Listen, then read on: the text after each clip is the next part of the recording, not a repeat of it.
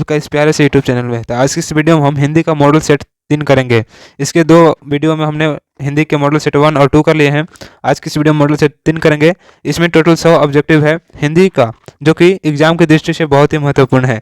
तो वीडियो को स्टार्ट करने से पहले यदि चैनल पर नए हो तो चैनल को सब्सक्राइब कर ले और बेल आइकन कॉल पर सेट कर ले और अपने दोस्तों के पास इसे अधिक से अधिक शेयर करेंगे और वीडियो अच्छा लगे तो वीडियो को जरूर लाइक करेंगे। तो चलिए वीडियो को स्टार्ट करते हैं। तो आज की इस वीडियो का सबसे पहला क्वेश्चन है कि कौन सी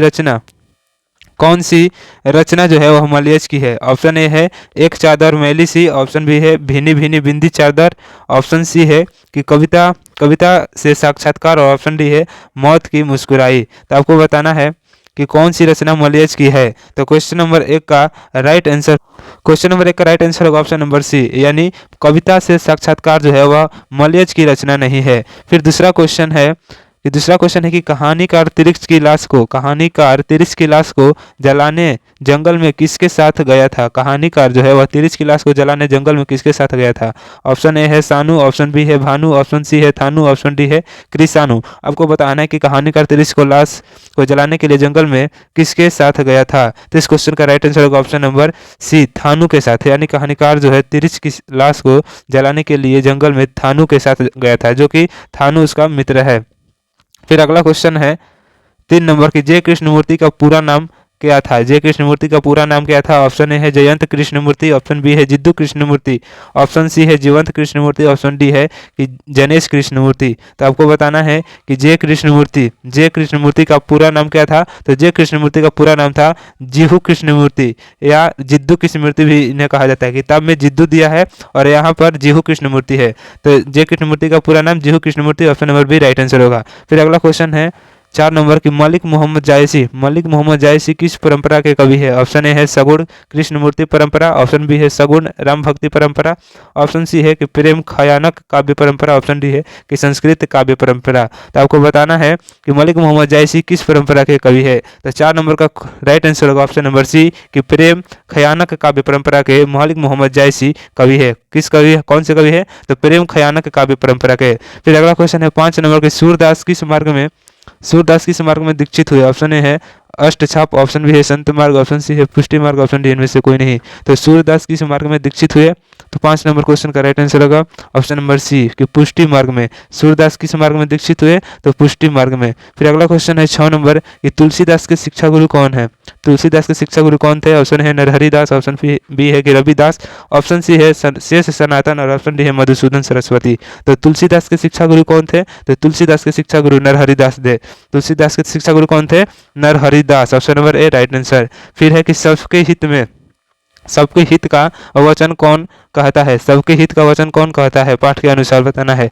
ऑप्शन ए है सूर, ऑप्शन बी है कबीर, ऑप्शन सी है जायसी, ऑप्शन डी है विद्यापति। तो आपको बताना है कि सबके हित का वचन कौन कहता है। तो सबके हित का वचन जो है वह कबीर कहते हैं। सबके हित का वचन कबीर कहते हैं, option number B right answer. फिर अगला क्वेश्चन है 8 नंबर की, छत्रसाल दशक में छंद है। छत्रसाल दशक में छंद है, यानी 110 कि 210 कि 310 कि 10 है। तो 8 नंबर क्वेश्चन का राइट आंसर होगा ऑप्शन नंबर डी, यानी 10। 8 नंबर क्वेश्चन का राइट आंसर होगा ऑप्शन नंबर डी 10। फिर अगला क्वेश्चन है 9 नंबर की, इनमें से कौन सी पुस्तक प्रसाद जी की है। ऑप्शन ए है आंसू, ऑप्शन बी है इंद्रजाल, ऑप्शन सी है आंधी, ऑप्शन डी है कि शिवाजी का महत्व। आपको बताना है कि कौन सी पुस्तक जो है वह प्रसाद जी की नहीं है। तो 9 नंबर क्वेश्चन का राइट आंसर होगा ऑप्शन नंबर डी, शिवाजी का महत्व जो है वह प्रसाद जी का पुस्तक नहीं है। फिर अगला क्वेश्चन है 10 नंबर क्वेश्चन है कि सुभद्रा कुमारी चौहान के पिता का नाम क्या था। ऑप्शन है ठाकुर राजनाथ सिंह, ऑप्शन बी है ठाकुर हरिनाथ सिंह, ऑप्शन सी है ठाकुर रामनाथ सिंह, ऑप्शन डी है कि ठाकुर जगमोहन सिंह। आपको बताना है कि सुभद्रा कुमारी चौहान के पिता का नाम क्या था। तो सुभद्रा कुमारी चौहान के पिता का नाम ठाकुर रामनाथ सिंह था। ठाकुर रामनाथ सिंह सुभद्रा कुमारी चौहान के पिता का नाम था। 10 नंबर का right answer option number C, Thakur Ramnath Singh. फिर अगला क्वेश्चन है 11 नंबर क्वेश्चन है कि कौन सी कृति शमशेर बहादुर सिंह की है। कौन सी कृति शमशेर बहादुर सिंह की है? ऑप्शन ए है गुलामी का नशा, ऑप्शन बी है मुकुल, ऑप्शन सी है काल तुझसे होड़ है मेरी और ऑप्शन डी है विशाख। तो 11 नंबर क्वेश्चन में बताना है कि कौन सी कृति शमशेर बहादुर सिंह की है। तो क्वेश्चन नंबर 11 का राइट आंसर होगा ऑप्शन नंबर सी की काल तुझसे होड़ है मेरी, यही जो है शमशेर बहादुर सिंह की कृति है। 11 का right answer option number C. फिर 12 नंबर क्वेश्चन है कि गजानन माधव मुक्तिबोध का जन्म कब हुआ था? ऑप्शन ए है 13 नवंबर 1917 ईस्वी को, ऑप्शन बी है 11 सितंबर 1918 ईस्वी को, ऑप्शन सी है कि 22 अक्टूबर 1917 ईस्वी को, ऑप्शन डी है कि 15 दिसंबर 1920 ईस्वी को। तो गजानन माधव मुक्तिबोध का जन्म कब हुआ था? तो क्वेश्चन नंबर 12 का राइट आंसर होगा ऑप्शन नंबर ए 13 नवंबर 1917 ईस्वी को गजानन माधव मुक्तिबोध का जन्म हुआ था, यानी ऑप्शन नंबर है 13 नवंबर 1917 ईस्वी को गजानन माधव मुक्ति का जन्म हुआ था। फिर अगला क्वेश्चन है कि गणेश किस संधि का उदाहरण है? गणेश किस संधि का उदाहरण है? ऑप्शन ए है विसर्ग संधि, ऑप्शन बी है गुण संधि, ऑप्शन सी है वृद्धि संधि, ऑप्शन डी है दीर्घ संधि। तो क्वेश्चन नंबर 13 का राइट आंसर क्या होगा बताएंगे? तो क्वेश्चन नंबर 13 का राइट आंसर होगा ऑप्शन नंबर बी, यानी गणेश जो है वह गुण संधि का उदाहरण है, गणेश गुण संधि का उदाहरण है। फिर अगला क्वेश्चन है 14 नंबर कि इत्यादि का संधि विच्छेद करे। इत्यादि का संधि विच्छेद का होगा ऑप्शन ए है इत धन आदि, ऑप्शन बी है इति धन, ऑप्शन बी है कि इति धन आदि, ऑप्शन सी है कि इत धन आदि और ऑप्शन डी है कि इति धन आदि। तो आपको बताना है कि इत्यादि का संधि विच्छेद क्या होगा। तो 14 नंबर क्वेश्चन का राइट आंसर होगा ऑप्शन नंबर डी, इति धन आदि इत्यादि का संधि विच्छेद होगा। फिर अगला क्वेश्चन है 15 नंबर के पर्यायवाची किस संधि का उदाहरण है? ऑप्शन ए है व्यंजन संधि, ऑप्शन बी है यड़ संधि, ऑप्शन सी है दीर्घ संधि और ऑप्शन डी है वृद्धि संधि। तो आपको बताना है कि पर्यायवाची किस संधि का उदाहरण है। तो पर्यायवाची जो है वह यड़ संधि का उदाहरण है। किस संधि का? तो यड़ संधि का उदाहरण है। फिर अगला क्वेश्चन है 16 नंबर की मनोरंजन किस संधि का उदाहरण है? मनोरंजन किस संधि का उदाहरण है? ऑप्शन ए है दीर्घ संधि, ऑप्शन बी है गुण संधि, ऑप्शन सी है यड़ संधि, ऑप्शन डी है विसर्ग संधि। तो मनोरंजन किस संधि का उदाहरण है? तो 16 नंबर क्वेश्चन का राइट आंसर होगा ऑप्शन नंबर डी, विसर्ग संधि का उदाहरण है। मनोरंजन विसर्ग संधि का उदाहरण है। फिर अगला क्वेश्चन है 17 नंबर की चौराहा में कौन सा समास होगा? चौराहा में कौन सा समास होगा? तो चौराहा का समास विग्रह क्या होता है? चार राहों का समाहार, चार राहों का समाहार चौराहा का विग्रह होता है। तो इसमें चार जो है वह संख्यावाचक है, यानी संख्या को दर्शा रहा है, इसलिए चौराहा जो है चौराहा एक द्विगु समास होगा। चौराहा कौन सा समास होगा? द्विगु समास, यानी ऑप्शन नंबर डी, चौराहा एक द्विगु समास होगा। फिर अगला क्वेश्चन है कि रात दिन शब्द किस समास का उदाहरण है? ऑप्शन ए है बहुब्रीहि, ऑप्शन बी है द्वंद्व, ऑप्शन सी है कर्मधारय, ऑप्शन डी है तत्पुरुष है। तो रात दिन कौन सा समास है? तो रात और दिन के बीच एक हाइफन का चिन्ह दिया है, जिसके कारण इसे हम लोग द्वंद्व समास कहेंगे, क्योंकि जिन दो शब्दों के बीच हाइफन का चिन्ह है उसे हम द्वंद्व समास कहते हैं। फिर अगला है 19 नंबर है कि रसगुल्ला कौन सा समास है? ऑप्शन ए है तत्पुरुष, ऑप्शन बी है बहुब्रीहि और ऑप्शन सी है अव्ययीभाव समास, ऑप्शन डी है द्विगु समास। आपको बतलाना है कि रसगुल्ला कौन सा समास है। तो रसगुल्ला जो है वह तत्पुरुष समास है, रसगुल्ला तत्पुरुष समास होगा, ऑप्शन नंबर ए। फिर अगला क्वेश्चन है 20 नंबर के निम्नलिखित में से किस शब्द में समान और संधि होता है?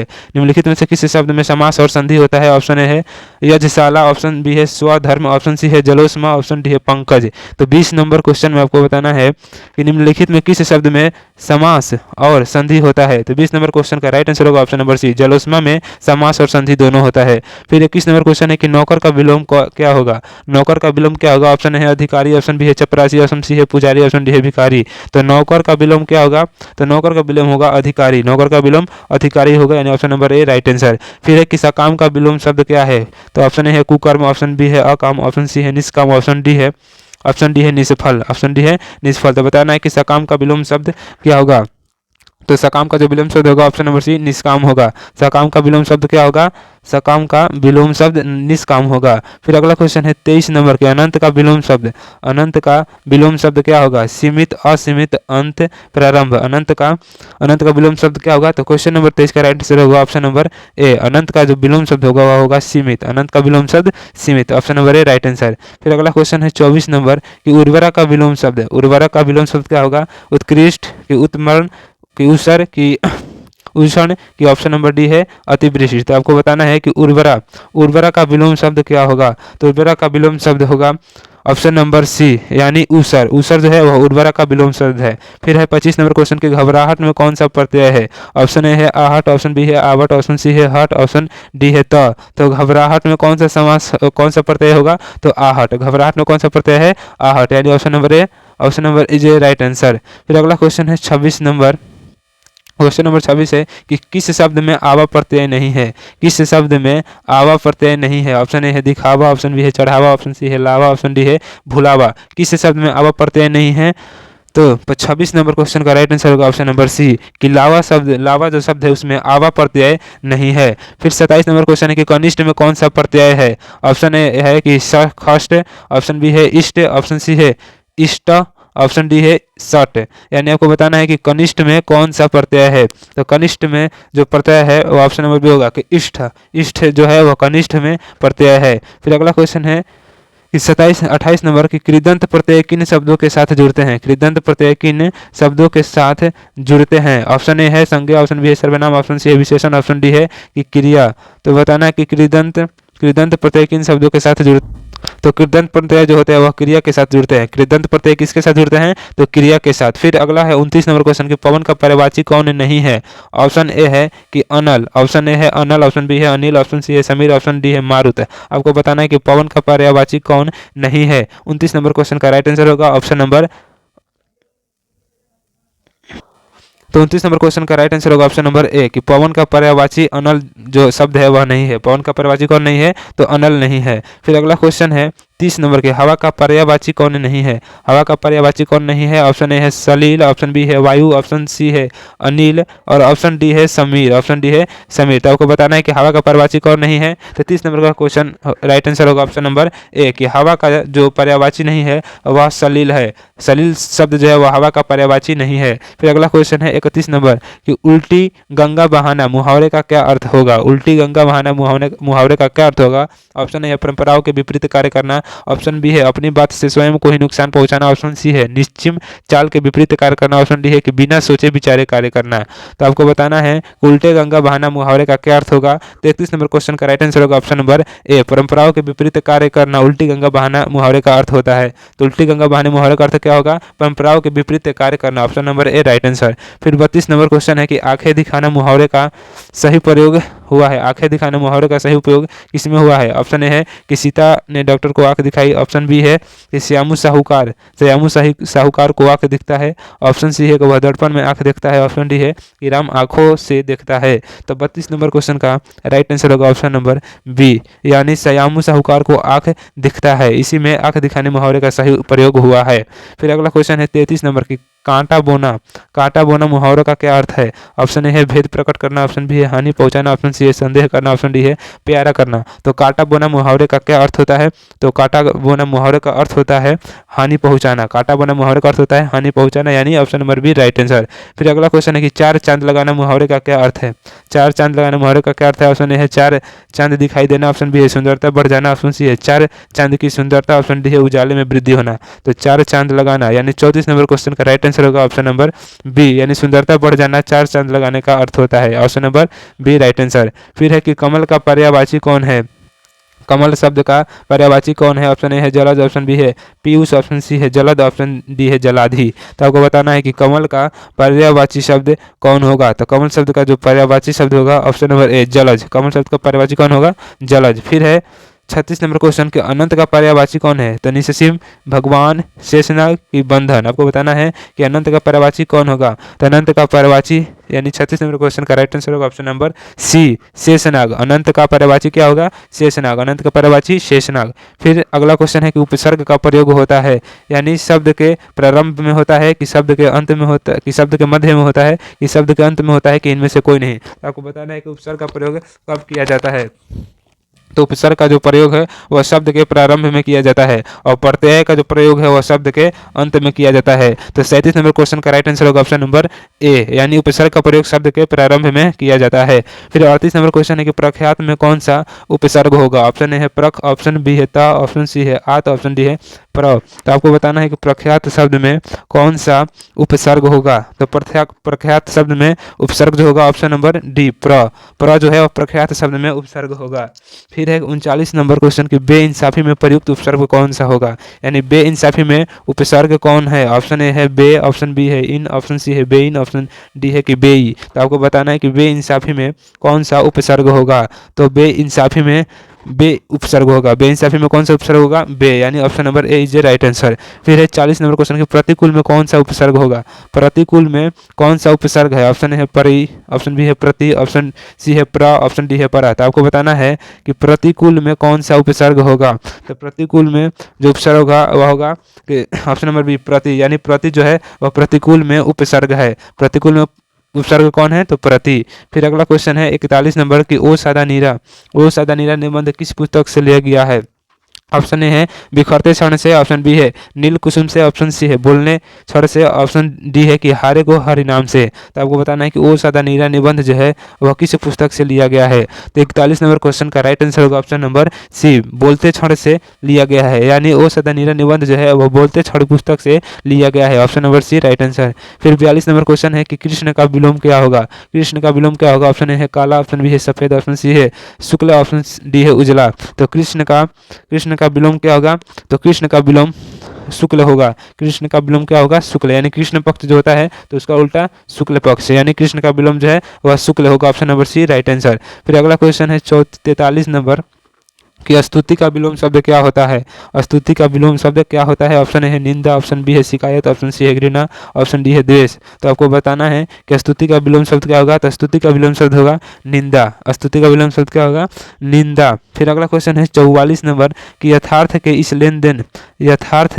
लेन देन का नाम ही संसार है। यह पंक्ति किसके द्वारा लिखी गई है? ऑप्शन ए है भगत सिंह, ऑप्शन बी है मलयज, ऑप्शन सी है नामवर सिंह और ऑप्शन डी है चंद्रधर शर्मा गुलेरी। यानी 44 नंबर क्वेश्चन का राइट आंसर क्या होगा? तो 44 नंबर क्वेश्चन का राइट आंसर होगा ऑप्शन नंबर बी मलयज, यानी यथार्थ इस लेन देन का नाम ही संसार है। यह पंक्ति जो है वह मलयज से लिया गया है। फिर अगला क्वेश्चन है 45 नंबर की जिसका जन्म पहले हुआ हो, जिसका जन्म पहले हुआ हो वह क्या कहलाता है? ऑप्शन ए है बड़ा, ऑप्शन बी है पूर्वज, ऑप्शन सी है अग्रज, ऑप्शन सी है अनुज। आपको बताना है कि जिसका जन्म पहले हुआ हो वह क्या कहलाता है? तो जिसका जन्म पहले हुआ हो वह अग्रज कहलाता है। क्या कहलाता है? अग्रज। और जिसका बाद में हुआ उसको अनुज कहते हैं। तो 45 नंबर क्वेश्चन का राइट आंसर होगा ऑप्शन नंबर सी अग्रज। फिर 46 नंबर क्वेश्चन की जिसके बिना काम न चल सके उसके लिए एक शब्द क्या होगा? ऑप्शन ए है अपरिहार्य, ऑप्शन बी है आवश्यक, ऑप्शन सी है जरूरी, ऑप्शन डी है अवरोधक। तो जिसके बिना काम न चल सके उसके लिए एक शब्द क्या होगा? तो 46 नंबर क्वेश्चन का राइट आंसर होगा ऑप्शन नंबर ए अपरिहार्य होगा, यानी जिसके बिना काम न चल सके उसे हम लोग अपरिहार्य कहते हैं। फिर अगला क्वेश्चन है 47 नंबर क्वेश्चन है कि मुक्ति बोध का जन्मस्थल कहाँ है? मुक्ति बोध का जन्मस्थल कहाँ है? ऑप्शन ए है रामगढ़, ऑप्शन बी है सयोपुर, ऑप्शन सी है वाराणसी, ऑप्शन डी है भोपाल। तो आपको बताना है कि मुक्ति बोध का जन्मस्थल कहाँ है। तो 47 नंबर क्वेश्चन का राइट आंसर होगा ऑप्शन नंबर बी सयोपुर जो है वहाँ पर मुक्ति बोध का जन्म हुआ था, सयोपुर में। फिर अगला क्वेश्चन है 48 नंबर की झंझट शब्द का पर्यायवाची क्या होगा? झंझट शब्द का पर्यायवाची क्या होगा? ऑप्शन ए है दुख, ऑप्शन बी है परेशानी, ऑप्शन सी है बवाल, ऑप्शन डी है आसानी। तो झंझट शब्द का पर्यायवाची क्या होगा? तो 48 नंबर क्वेश्चन का राइट आंसर होगा ऑप्शन नंबर सी यानी बवाल। तो झंझट का पर्यायवाची क्या होगा? बवाल। बवाल जो है वह झंझट का पर्यायवाची शब्द है। फिर अगला क्वेश्चन है 49 नंबर की डरावना शब्द का पर्यायवाची क्या होगा? ऑप्शन ए है भय, ऑप्शन बी है लुंठक, ऑप्शन सी है क्रोध, ऑप्शन डी है भयानक। तो डरावना शब्द का विलोम शब्द नहीं पर्यायवाची शब्द क्या होगा? तो डरावना शब्द का पर्यायवाची शब्द होगा ऑप्शन नंबर डी भयानक। भयानक जो है वह डरावना शब्द का पर्यायवाची शब्द है। भयानक डरावना शब्द का पर्यायवाची शब्द है। फिर अगला क्वेश्चन है 50 नंबर कि पंचायती राज में क्या खो गया? ऑप्शन ए है ईमान, ऑप्शन बी है धर्म, ऑप्शन सी है पंच परमेश्वर, ऑप्शन डी है विश्व बंधुत्व। तो आपको बताना है कि पंचायती राज में क्या खो गया? तो पंचायती राज में पंच परमेश्वर खो गए हैं। पंचायती राज में क्या खो गया है? तो Panch Parmeshwar, option number C right answer. अगर वीडियो आपको अच्छा लगे तो वीडियो को जरूर लाइक करिएगा और इसे अपने दोस्तों के पास अधिक से अधिक शेयर कीजिएगा। फिर 51 नंबर क्वेश्चन है कि नीलगाय शब्द कौन सा समास है? ऑप्शन ए है तत्पुरुष, ऑप्शन बी है कर्मधारय, ऑप्शन सी है द्वंद्व, ऑप्शन डी है द्विगु। आपको बताना है कि नीलगाय शब्द जो है वह कौन सा समास है। तो नीलगाय शब्द में आप देखेंगे तो गाय का विशेषता बताया जा रहा है कि गाय कैसी है? तो नीली है। तो इसलिए जिस शब्द में किसी वस्तु के बारे में विशेषता बताया जाता है उसे हम लोग कर्मधारय समास कहते हैं। तो नीलगाय शब्द क्या होगा? कर्मधारय समास। Option number B right answer, नीलगाय कर्मधारय समास होगा। फिर अगला क्वेश्चन है 52 नंबर कि नवयुवक शब्द कौन सा समास है? ऑप्शन ए है द्विगु, ऑप्शन बी है द्वंद्व, ऑप्शन सी है कर्मधारय, ऑप्शन डी है अव्ययी भाव। तो आपको बताना है कि नवयुवक शब्द कौन सा समास होगा? तो नवयुवक का जो विग्रह होता है यानी नवयुवक में देखेंगे तो यहाँ पर विशेषता बतलाया जा रहा है कि जो युवक है वह कैसा है, नया है। युवक क्या है, नया है, यानी यह भी कर्मधारय समास होगा। Option number C right answer. तो नवयुवक का कौन सा समास है, कर्मधारय समास। फिर अगला क्वेश्चन है 53 नंबर की, रस्सी का टुकड़ा के रचनाकार कौन है।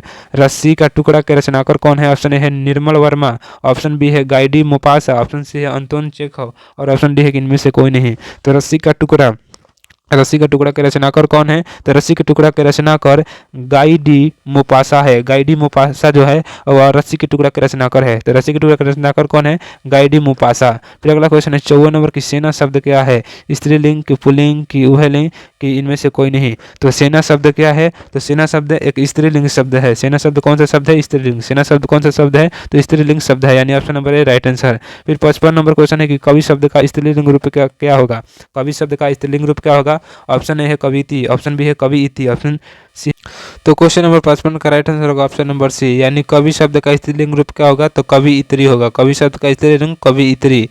कवि शब्द का स्त्रीलिंग क्या होगा, तो कविइत्री होगा। फिर अगला क्वेश्चन है 56 नंबर, कौन लेखक कांगो शिक्षा मंत्री, वित्त मंत्री एवं प्रधानमंत्री चुके हैं। यानी 56 नंबर क्वेश्चन में बताना है कि कौन लेखक कांगो शिक्षा मंत्री, वित्त मंत्री एवं प्रधानमंत्री हो चुके हैं। ऑप्शन ए है गाइडी मोपासा, ऑप्शन बी है अंतोन चेखव, ऑप्शन सी है हेनरी लोपेज, ऑप्शन डी इनमें से कोई नहीं। तो 56 नंबर आपको बताना है कि कौन लेखक कांगो शिक्षा मंत्री, वित्त मंत्री एवं प्रधानमंत्री रह चुके हैं। तो 56 नंबर क्वेश्चन का राइट आंसर होगा ऑप्शन नंबर सी, यानी हेनरी लोपेज जो है, हेनरी लोपेज वह शिक्षा मंत्री, वित्त मंत्री एवं प्रधानमंत्री रह चुके हैं। फिर 57 नंबर क्वेश्चन है कि निम्न में से शुद्ध शब्द कौन है। निम्न में से शुद्ध शब्द कौन है। ऑप्शन ए है प्रशंसा, ऑप्शन बी है परीक्षा, ऑप्शन सी है प्रणाम, ऑप्शन डी है प्रसाद। तो आपको बताना है चारों ऑप्शन में कि कौन सा शब्द जो है वह शुद्ध है।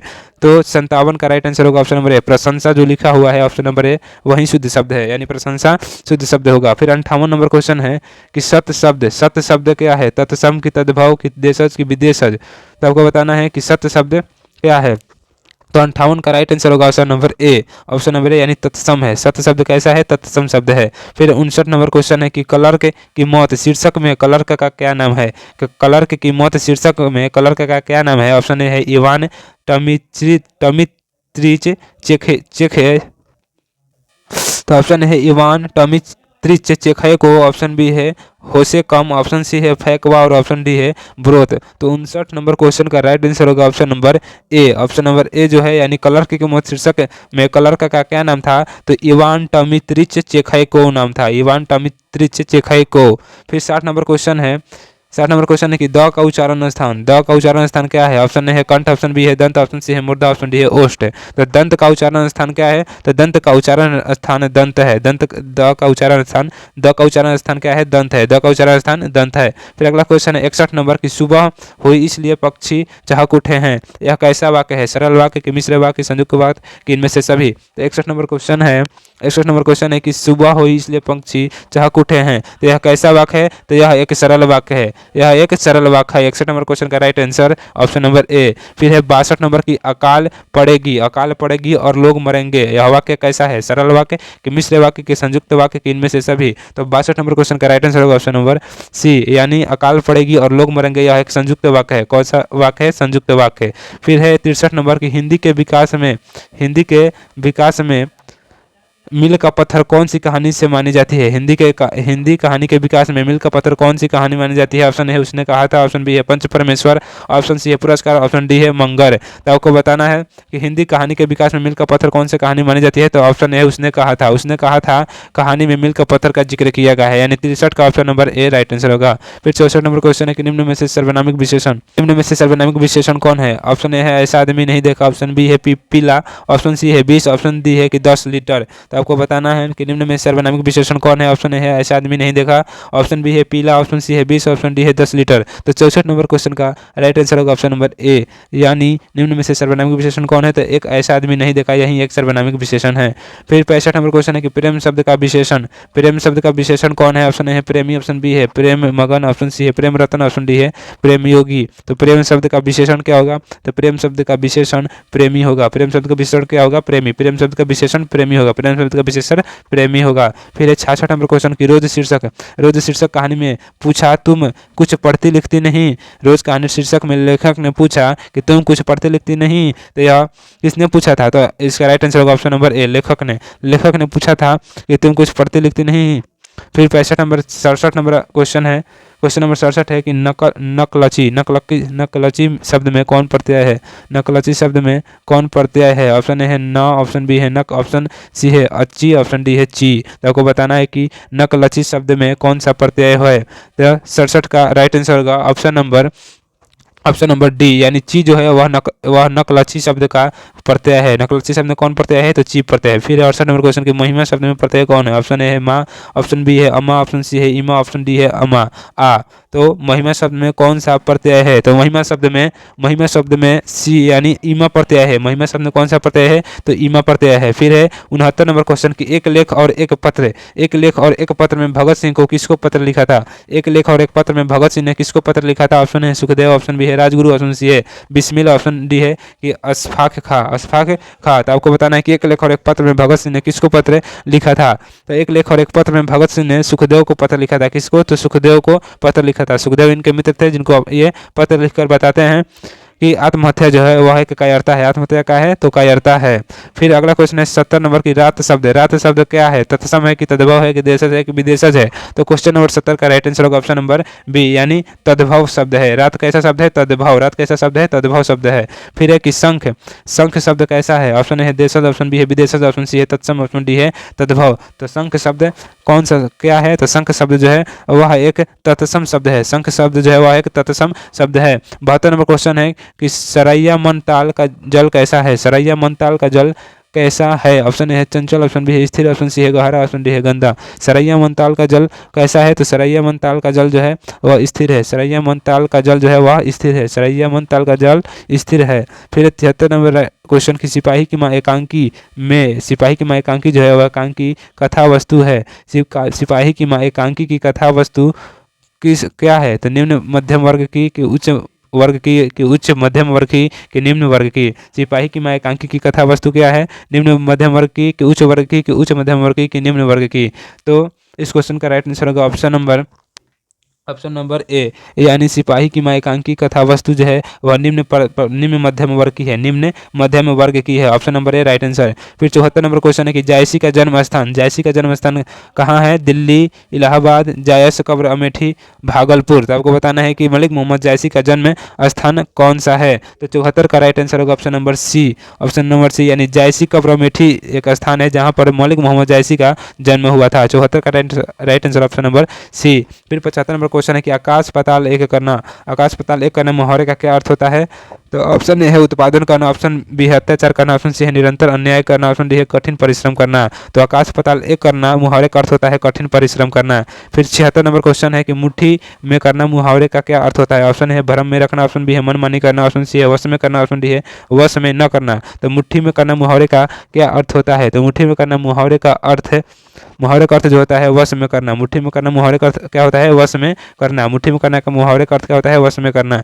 फिर है 77 नंबर क्वेश्चन कि राभती गो खरिकनी में बछड़ा हित पाई यह पंक्ति किस शीर्षक की कविता से है? ऑप्शन ए है उषा, ऑप्शन बी है गाँव का घर, ऑप्शन सी है सूरदास के पद, ऑप्शन डी है पुत्र वियोग, ऑप्शन डी है पुत्र वियोग। तो 77 नंबर क्वेश्चन का राइट आंसर होगा ऑप्शन नंबर सी, यानी सूरदास के पद से यह लिया गया है। यह पंक्ति किससे लिया गया है? तो सूरदास के पद से। फिर 78 नंबर क्वेश्चन है कि नाभादास जी का धारा के संत थे। नाभादास जी थे वह किस धारा के संत थे? ऑप्शन ए है शैव दर्शन के, ऑप्शन बी है बौद्ध दर्शन के, ऑप्शन सी है वैष्णव दर्शन के, ऑप्शन डी है कि जैन दर्शन के। तो 78 नंबर क्वेश्चन का राइट आंसर होगा ऑप्शन नंबर सी, यानी नाभादास जी थे वह वैष्णव दर्शन धारा के संत थे। फिर है अगला क्वेश्चन 79 नंबर की छत्रसाल दशक के कितने छंदों में महाराजा छत्रसाल की वीरता का यशोगान किया गया है? ऑप्शन ए है 50 छंदों में, ऑप्शन बी है 52 छंदों में, ऑप्शन सी है 59 छंदों में, ऑप्शन डी है 10 छंदों में। तो क्वेश्चन नंबर 79 का राइट आंसर होगा ऑप्शन नंबर डी, यानी 10 छंदों में महाराजा छत्रसाल की वीरता का यशोगान किया गया है। कितने छंदों में? 10 छंदों में। फिर 80 नंबर क्वेश्चन है कि इतने पास अपने शीर्षक संकलन किस कवि के द्वारा लिखा गया है? ऑप्शन ए है विनोद कुमार शुक्ल, ऑप्शन बी है ज्ञानेंद्र पति, ऑप्शन सी है अशोक वाजपेयी, ऑप्शन डी है शमशेर बहादुर सिंह। तो 80 नंबर क्वेश्चन है कि इतने पास अपने शीर्षक संकलन किस कवि के द्वारा लिखा गया है? तो क्वेश्चन नंबर 80 का राइट आंसर होगा option number D, Shamsher Bahadur Singh द्वारा लिखा गया है। फिर है 81 नंबर के घुटने टेकना मुहावरे का अर्थ क्या होता है? ऑप्शन ए है हार मानना, ऑप्शन बी है योगा करना, ऑप्शन सी है अभिवादन करना, ऑप्शन डी है लज्जित होना। तो 81 नंबर क्वेश्चन का राइट आंसर होगा ऑप्शन नंबर ए हार मानना। मारना, यानी घुटने टेकने का मुहावरे का अर्थ क्या होता है? हार मारना। घुटने टेकने मुहावरे का क्या अर्थ होता है? हार मारना। फिर है 42 नंबर के तुलसीदास के दीक्षा गुरु। तुलसीदास के दीक्षा गुरु कौन थे? अग्रदास, नरहरिदास, सूरदास, महादास। तो तुलसीदास के दीक्षा गुरु कौन थे? तो नरहरिदास थे। फिर है 83 नंबर की खारा का विलोम शब्द। खारा का विलोम शब्द क्या होगा? चीनी, मधुर, मीठा, मिष्ठान। तो 83 नंबर क्वेश्चन का राइट आंसर होगा ऑप्शन नंबर सी, मीठा। खारा शब्द का जो विलोम होगा वह होगा मीठा। फिर है कि पंचवटी। पंचवटी आपको बताना है 84 नंबर क्वेश्चन की पंचवटी कौन सा समास है? तो पंचवटी जो है वह एक द्विगु समास है। पंचवटी कौन सा समास है? द्विगु समास। समाज का विशेषण क्या होगा? तो समाज का विशेषण सामाजिक होगा, सामाजिक होगा। फिर है 86 नंबर क्वेश्चन। क्वेश्चन नंबर 86 क्या है? तो क्वेश्चन नंबर 86 है कि अपना उल्लू सीधा करना। अपना उल्लू सीधा करना मुहावरे का अर्थ क्या होगा? अपना उल्लू सीधा करना मुहावरे का अर्थ क्या होगा? ऑप्शन है चापलूसी करना, ऑप्शन बी है अपना काम निकलना, ऑप्शन सी है चालाकी करना, ऑप्शन डी है मूर्ख बनना। तो आपको बताना है कि अपना उल्लू सीधा करना, अपना उल्लू सीधा करना मुहावरे का क्या अर्थ होता है? अपना उल्लू सीधा करना मुहावरे का क्या अर्थ होता है? ऑप्शन ए है चापलूसी करना, ऑप्शन बी है अपना काम निकालना, ऑप्शन सी है चालाकी करना, ऑप्शन डी है मूर्ख बनना। तो अपना काम निकालना जो है उसका जो मुहावरे का अर्थ होता है ऑप्शन नंबर बी, यानी अपना काम निकालना होता है। अपना काम निकालना, अपना काम निकालना, अपना उल्लू सीधा करना मुहावरे का अर्थ होता है। फिर है कि जिसने गुरु से दीक्षा ली हो उसके लिए एक शब्द क्या होता है? जिसने गुरु से दीक्षा ली हो उसके लिए एक शब्द क्या है? ऑप्शन ए है शिक्षित, ऑप्शन बी है दीक्षित, ऑप्शन सी है पंडित, ऑप्शन डी है आचार्य। तो 87 नंबर क्वेश्चन का राइट आंसर होगा option number B, option number B यानी दीक्षित। यानी जिसने 80 नंबर क्वेश्चन है कि उसने कहा था कहानी के नायक कौन है? उसने कहा था कहानी के नायक कौन है? ऑप्शन ए है लहना सिंह, ऑप्शन बी है बोधा सिंह, ऑप्शन सी है वजीरा सिंह, ऑप्शन डी है हजारा सिंह। तो उसने कहा था कहानी में नायक जो है वह लहना सिंह है। कौन है? तो लहना सिंह, लहना सिंह है। वजीरा सिंह क्या था? तो पलटन का विदूषक था। वजीरा सिंह पलटन का विदूषक था। फिर है कि बोधा सिंह कौन है? तो सूबेदार का बेटा है। सूबेदार यानी हजारा सिंह का बेटा जो है वह बोधा सिंह है। फिर अगला क्वेश्चन है 89 नंबर के हाथ पैर कौन सा समास है? तो हाथ पैर द्वंद्व समास है। फिर 90 नंबर क्वेश्चन है कि तुलसीदास किस काल के कवि है? तो तुलसीदास जो है वह भक्ति काल के कवि है। तुलसीदास, सूरदास, कबीर दास, ये सभी जो हैं ये भक्ति काल के कवि हैं। फिर अगला क्वेश्चन है कि संयुक्त संवर रचना किनकी है? ऑप्शन ए बालकृष्ण भट्ट की, ऑप्शन बी है प्रताप नारायण मिश्र की, ऑप्शन सी श्रीनिवास दास की, ऑप्शन डी है मैथिली शरण गुप्त की। तो आपको बताना है कि संयुक्त संवर रचना किनकी है? तो श्रीनिवास दास की है। श्रीनिवास दास की रचना संयुक्त संवर है। फिर 92 नंबर क्वेश्चन है कि सूबेदार हजारा सिंह के लड़के का नाम क्या था? तो मैंने अभी भी आपको बताया है कि सूबेदार हजारा सिंह के लड़के का नाम बोधा सिंह था। क्या था? बोधा सिंह। फिर है 93 नंबर क्वेश्चन के किसने कहा था अभी न जाने कितने मीलों इस देश की जनता को जाना है? किसने कहा था कि अभी न जाने कितने मीलों इस देश की जनता को जाना है? ऑप्शन ए है महात्मा गांधी, ऑप्शन बी है doctor Rajendra Prasad, option C है जवाहरलाल नेहरू, ऑप्शन डी है लाल बहादुर शास्त्री। तो 93 नंबर क्वेश्चन का राइट आंसर होगा ऑप्शन नंबर सी, यानी जवाहरलाल नेहरू ने कहा था कि अभी न जाने कितने मीलों दूर इस देश की जनता को जाना है। फिर है 94 नंबर क्वेश्चन की संस्कृत के 4 अध्याय किसकी कृति है? ऑप्शन ए है गुलाबदास, ऑप्शन बी है हजारी प्रसाद द्विवेदी, ऑप्शन सी है कि आचार्य सीताराम चतुर्वेदी, ऑप्शन डी है रामधारी से दिनकर। तो संस्कृत के 4 अध्याय किसकी कृति है? तो इस क्वेश्चन का राइट आंसर होगा ऑप्शन नंबर डी, रामधारी से दिनकर, यानी रामधारी से दिनकर की संस्कृति के 4 अध्याय कृति है। तो संस्कृति के 4 अध्याय किसकी कृति है? रामधारी से दिनकर की। फिर अगला क्वेश्चन है 95 नंबर कि कौन सी पुस्तक अज्ञेय की है? ऑप्शन ए है मिट्टी की ओर, ऑप्शन बी है मौत मुस्कुराई, ऑप्शन सी है हरी घास का क्षण भर, ऑप्शन डी है ओ सदा नारी। आपको बताना है कि कौन सी पुस्तक अज्ञेय जी की है। तो 95 नंबर क्वेश्चन का राइट आंसर होगा ऑप्शन नंबर हरी घास का क्षण भर जो है वह अज्ञेय जी की पुस्तक है। हरी घास का क्षण भर किसकी पुस्तक है? तो अज्ञेय जी की है। फिर 95 नंबर क्वेश्चन है कि प्रताप के संस्थापक संपादक कौन थे? ऑप्शन है गणेश शंकर विद्यार्थी, ऑप्शन बी है माखनलाल चतुर्वेदी, ऑप्शन सी है बालकृष्ण भट्ट, ऑप्शन डी है भारतेंदु हरिश्चंद्र। तो प्रताप के संस्थापक संपादक कौन थे? प्रताप के संस्थापक संपादक कौन थे? तो क्वेश्चन नंबर 96 का राइट आंसर होगा ऑप्शन नंबर ए, यानी गणेश शंकर विद्यार्थी जो है वह प्रताप के संस्थापक संपादक थे। फिर 97 नंबर क्वेश्चन के गांधी जी चंपारण में कब है? गांधी जी चंपारण में कब है? अप्रैल 1918, अप्रैल 1920, 20 जून 1917 ईस्वी को और अप्रैल 1917 ईस्वी में। तो आपको बताना है कि गांधी जी चंपारण कब आए थे? तो गांधी जी चंपारण जो आए थे अप्रैल 1917 में आए थे। गांधी जी चंपारण कब आए थे? तो अप्रैल 1917 में आए थे। Option number D is right answer. फिर 98 नंबर क्वेश्चन कि सिपाही की मां एकांकी के अनुसार लड़ाई कहाँ हो रही है? सिपाही की मां एकांकी के अनुसार लड़ाई कहाँ हो रही है? ऑप्शन ए है लाहौर में, ऑप्शन बी है बर्मा में, ऑप्शन सी है बंगाल में, ऑप्शन डी है जापान में। तो 98 नंबर क्वेश्चन का राइट आंसर होगा ऑप्शन नंबर बी यानी बर्मा में। तो लड़ाई कहाँ हो रही है? बर्मा में। सिपाही के एकांकी में लड़ाई कहाँ हो रही है? बर्मा में। फिर अगला क्वेश्चन है कि 99 नंबर क्वेश्चन है कि कौन सी पुस्तक नामवर सिंह की नहीं है? नामवर सिंह की कौन सी पुस्तक नहीं है? ऑप्शन ए है बकलम खुद, ऑप्शन बी है इतिहास और आलोचना, ऑप्शन सी है तिरिश, ऑप्शन डी है दूसरी परंपरा की खोज। तो क्वेश्चन नंबर 99 का राइट आंसर होगा ऑप्शन नंबर सी तिरिश जो है वह नामवर सिंह की पुस्तक नहीं है। नामवर सिंह की पुस्तक कौन नहीं है? तिरिश है। फिर अगला क्वेश्चन है कि दलित यानी आज की इस वीडियो का सबसे अंतिम क्वेश्चन है 100 नंबर क्वेश्चन कि दलित साहित्य का सौंदर्य शास्त्र के लेखक कौन है? दलित साहित्य का सौंदर्य शास्त्र के लेखक कौन है? ऑप्शन ए है मुक्ति बोध, ऑप्शन बी है doctor Namvar Singh, option C है ओम प्रकाश वाल्मीकि, ऑप्शन डी है डॉक्टर नागेंद्र। तो 100 नंबर क्वेश्चन का राइट आंसर होगा ऑप्शन नंबर सी यानी दलित साहित्य के सौंदर्य शास्त्र कौन है? तो ओम प्रकाश वाल्मीकि है। कौन है? ओम प्रकाश वाल्मीकि दलित साहित्य के सौंदर्य शास्त्र के लेखक है। तो आज की इस वीडियो में हमने हिंदी के मॉडल सेट 3 के टोटल 100 वीवी ऑब्जेक्टिव क्वेश्चन को किया। यदि वीडियो अच्छा लगे तो वीडियो को जरूर लाइक करिएगा, अपने दोस्तों के पास इसे अधिक से अधिक शेयर करिएगा। Thanks for watching video.